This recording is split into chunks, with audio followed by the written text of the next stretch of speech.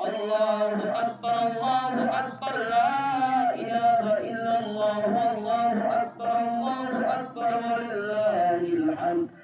أما بعد فاعلموا أن يومكم هذا يوم عيد لله عليكم فيه عوائد الإحسان ورجاء ليل الدرجات والأخذ والغفران.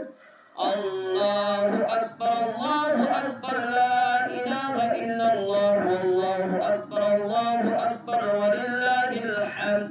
وقد قال رسول الله صلى الله عليه وسلم إن لكل قوم عيدا وهذا عيدنا.